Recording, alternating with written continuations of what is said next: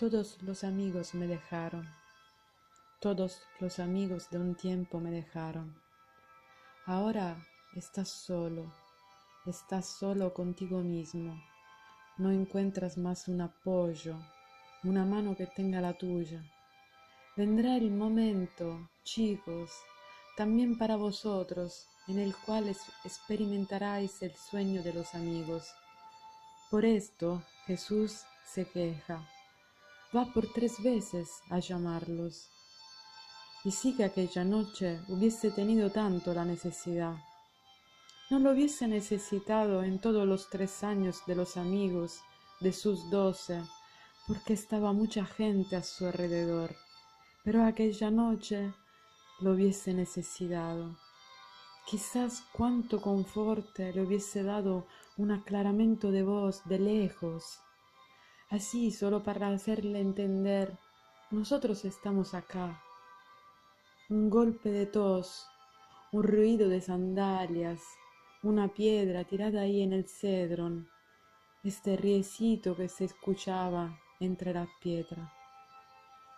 Le hubiese bastado escuchar un silbido de Pedro, una palabra, nada. Los amigos no están, la música se acabó y después silencio. Esto es más trágico, el silencio de Dios, el silencio del Padre. Mis queridos jóvenes, para poder entender esto hasta el fondo, nos tenemos que quitar de nuestra cabeza la idea que Jesús sabe todo, que era aquel que sabía todo, sabía cómo terminaba su historia, entendía con mucha clareza como si hubiese volvido su tragedia. No, no, no, no. Jesús realmente es un hombre y tiene todo el peso de su humanidad. El hombre Dios, sí, pero aterrado totalmente de su humanidad. Él mira, Jesús mira con la lámpara chiquita de su humanidad. ¿Cómo explicarlo esto?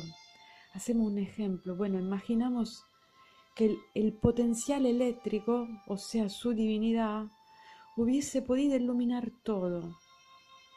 Está siempre el potencial eléctrico, pero la lámpara que se ilumina es la chiquita de su humanidad. Entonces él mira según la luz chiquita de su humanidad. Se siente realmente abandonado de Dios. El cielo, dice Bonhoeffer, un teólogo, aquella noche se quedó cerrado y vacío.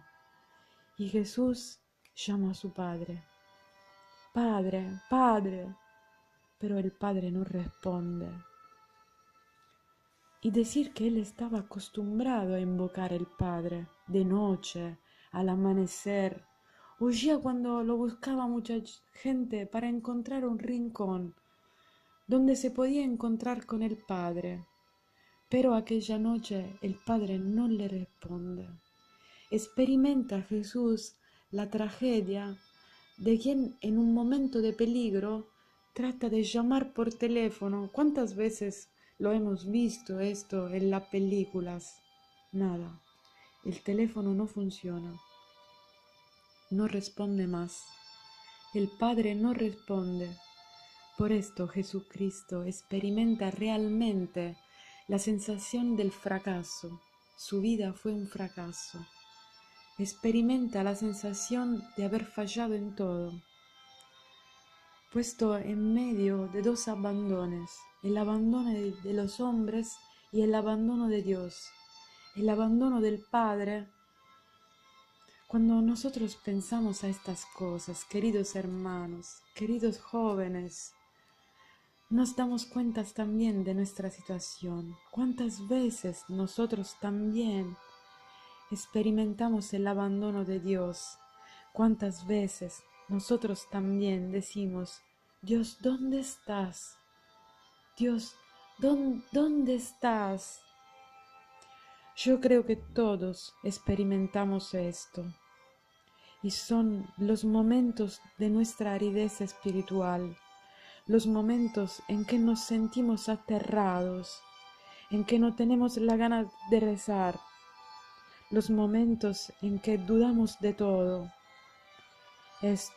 Así podemos entender la suferencia de Jesús, paragonando las nuestras dudas. También en la juventud, en la adolescencia, pensamos, ¿existe realmente? ¿No existe? El silencio de Dios. Lo experimentamos, es una característica de nuestra experiencia humana. Y después, la otra es la soledad. El sueño de los amigos, el silencio de Dios, la soledad suya. Se encuentra realmente solo, pero no la soledad de los héroes. La soledad heroica es linda, tiene fascino. Todos los héroes son solitarios, pero esta no es una soledad heroica, es una soledad que hace sudar sangre a Jesucristo. Los filósofos, los escritores, muchas veces han hecho paragones entre la sufrencia de Jesús y la sufrencia y la muerte, por ejemplo, de Sócrates. Sócrates muere diferente y acá se ve realmente cuánto Jesús compartió en todo nuestra condición humana. Sócrates muere diferente, bebe la cicuta, charla con los amigos, después de un poco sus sentidos se van apagando y él muere tranquilo. Tranquilo porque estaba convencido que la muerte, según el pensamiento griego, es una liberación, el alma que sale de la cárcel del cuerpo y se libra y llega hacia Dios. Sócrates pensaba así porque era un griego y la filosofía griega era esta. Jesús, al contrario, no. Jesús siente apagarse su ser. Jesús experimenta realmente qué cosa es la muerte. Para los judíos, la muerte era caer en el Sheol, era la fin de su ser. Jesús experimenta la tragedia de la muerte, la dureza de la muerte. Jesús sabe que es duro, que se apaga su ser, entonces entiende toda la tragedia y se siente solo, la soledad más profunda. Es por esto que suda sangre. No charla con los apóstoles, no espera tranquilo.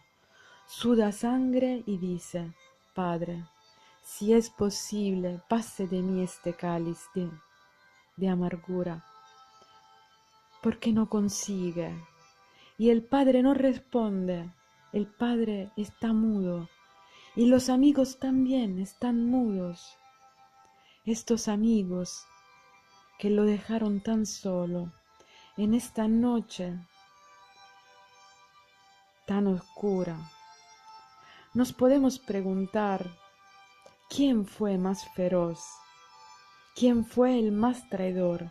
¿Fue Judas que se alejó? ¿O los amigos? La otra vez también le hablé del sacrilegio de la primera iglesia naciente, que tal vez los amigos hubiesen podido tratener Judas, llamarlo y decirle, vuelves acá, el maestro seguramente te perdona. Entonces las monedas le hubiesen caído en tierra. Y en vez no, lo dejaron ir.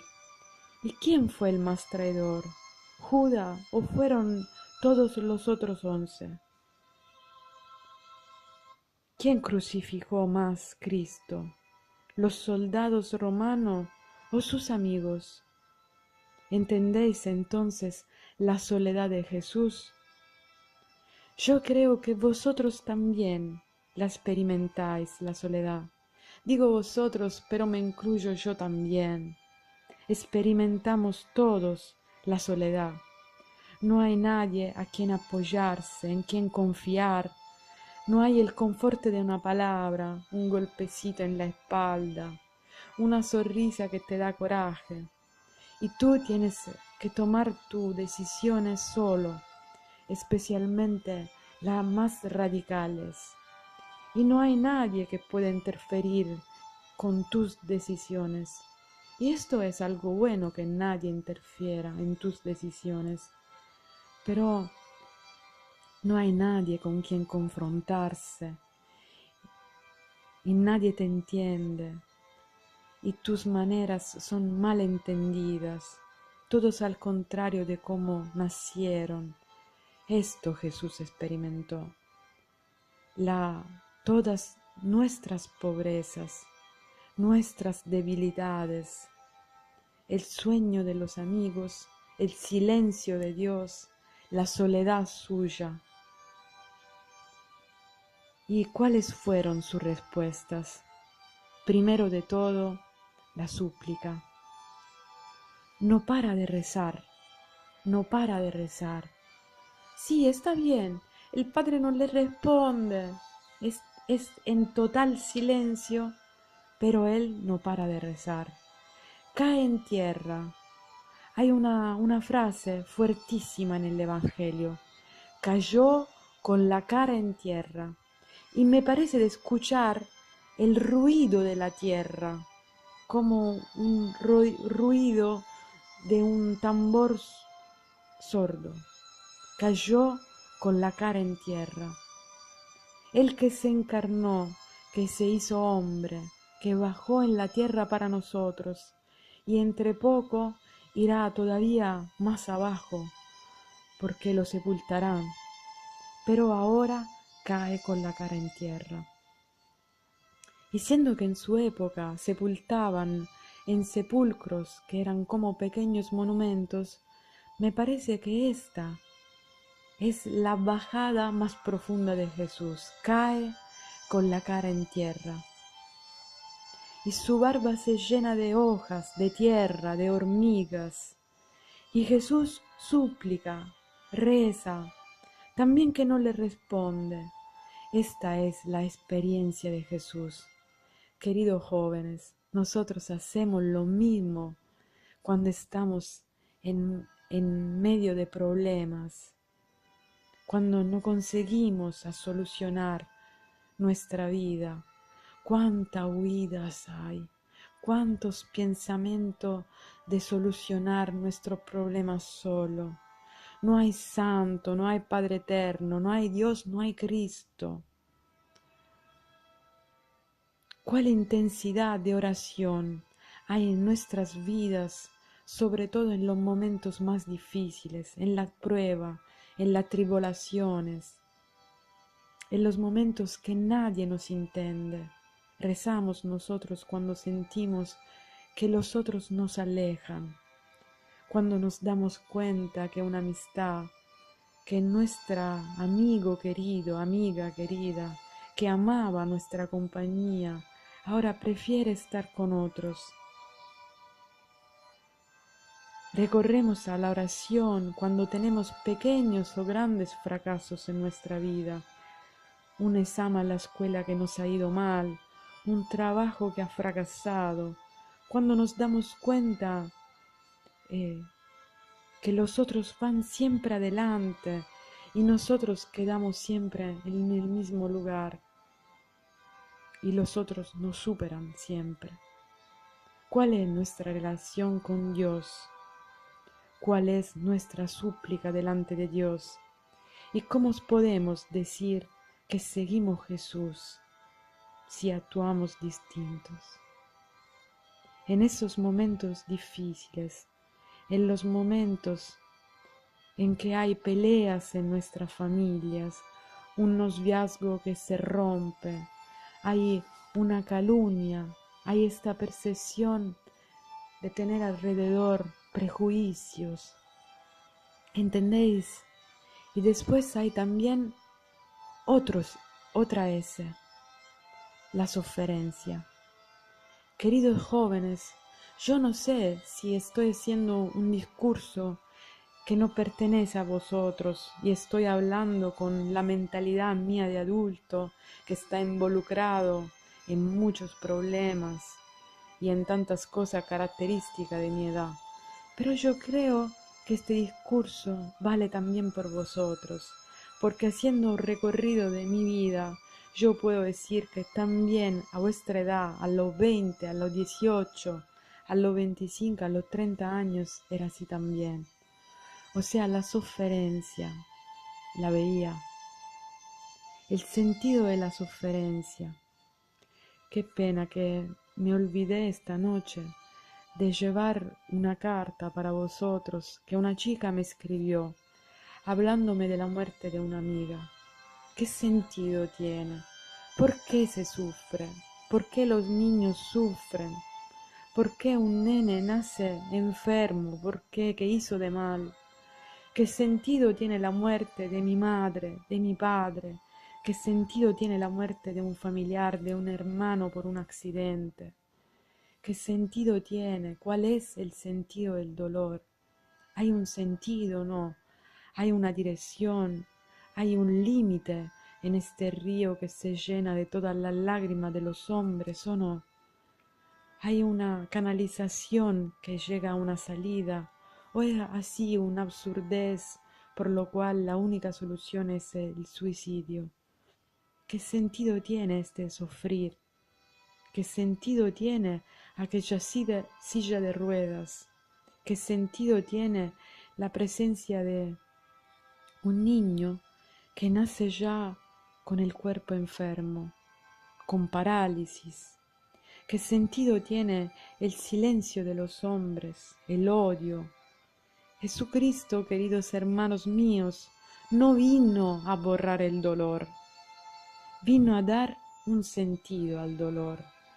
Hay una frase muy linda de Bonhoeffer que dice: el Hijo de Dios no nos ayuda con su omnipotencia, nos ayuda con su debilidad.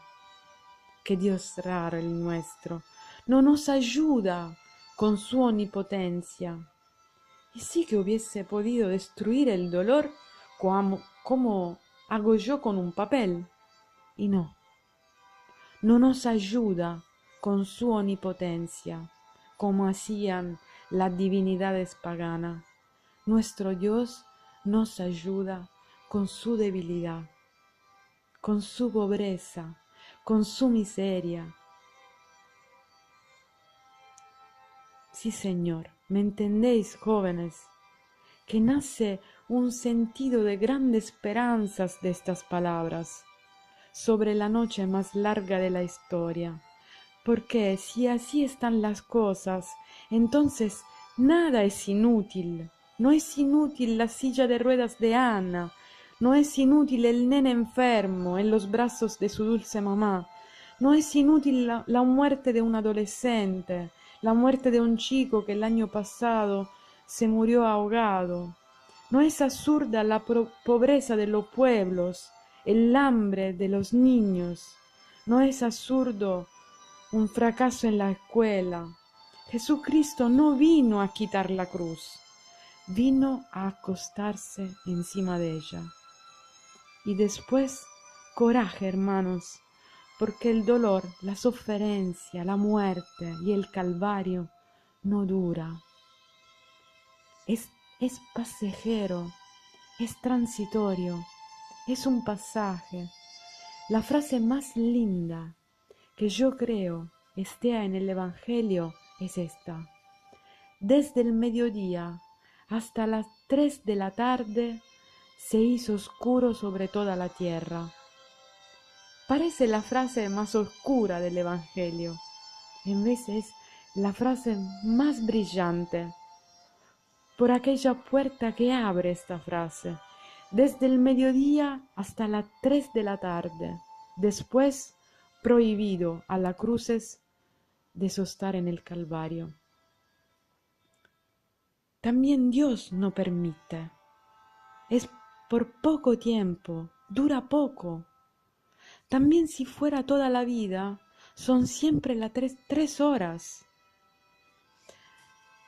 Encontré un crucifijo en la sacristía de la iglesia madre de Molfetta, y sería muy lindo que cuando alguien de vosotros tiene un momento de mucha amargura, pudiese ir a rezar y a contemplar este crucifijo, que tiene su máxima expresión no tanto en la belleza escultórea de la obra, sino también en aquel papel viejo y amarillo que puso el cura abajo de la cruz, evidentemente pensando de poner el crucifijo en otro lugar más digno, escribió abajo: colocación momentánea. A mí me pareció de una inspiración única esta escrita, como para decir que es momentáneo el Calvario, es momentánea la sofrencia, es momentáneo el Getsemaní. Y al final, la última S, el sí. Sí, Padre. No me respondes, pero tú estás. Se haga no la mía, sino la tuya voluntad. Acá hay todo el abandono, toda la fe, toda la actitud de hijo de Jesucristo, que llama a Dios Abba. Es la única vez, y los estudiosos lo llaman un ipsissimum dictum en latín, o sea, una palabra realmente pronunciada de Jesús. Abba es un término aramaico, o sea, papá mío. Hay toda una carga afectiva en esta imploración. Todo este abandono nos quiere decir: se haga no la mía, sino la voluntad tuya, porque sé que tu voluntad es una voluntad buena, es una voluntad de salvación y de resurrección. Mis queridos jóvenes, no dije estas cosas para amargarlos. Parece casi una meditación sobre el dolor, sobre la sofrencia. Puede parecer un narcótico como para decir fuerza, coraje. No, no, no, no, no. Absolutamente, para nada. No tenemos que ser sencillos delante del dolor, delante de aquellos que sufren. Es equivocado decir: no te preocupes, tú sufres, pero Dios te ama. Tú sufres, pero eres el predilecto de Dios. No se dicen estas cosas. A un cura que decía así a un enfermo, aquel enfermo respondió: ¿podéis decir a vuestro Dios que me ame menos? No se dicen estas cosas. Jesús no dice así. El dolor no es un test reactivo con el cual Dios quiere medir nuestra capacidad y nuestra fe. No, no, no, no, no, no, no es así. El dolor es dolor. Y Jesús lo experimentó. Y si hubiese podido evitarlo, lo hubiese evitado. Jesús no es un masoquista que se ama flagelar. Y nosotros también. El dolor no lo buscamos. Si posible evitarlo, evitámoslo. Pero cuando llega, sabemos que es un instrumento de salvación. Y no solamente nuestro dolor personal, también el dolor de los otros, de las familias, de los pueblos, de la humanidad, que después confluye toda en este río inmenso de la sufrencia de Jesucristo y que llega hasta el mar de la resurrección. 3 horas, solamente 3 horas. Después de estas 3 horas sale el sol. Entonces, mis queridos jóvenes, mis queridos hermanos, el Señor quiere mudar estos nuestros pensamientos y nuestras conciencias, porque nosotros somos llamados a ayudar al Señor en esta obra de redención.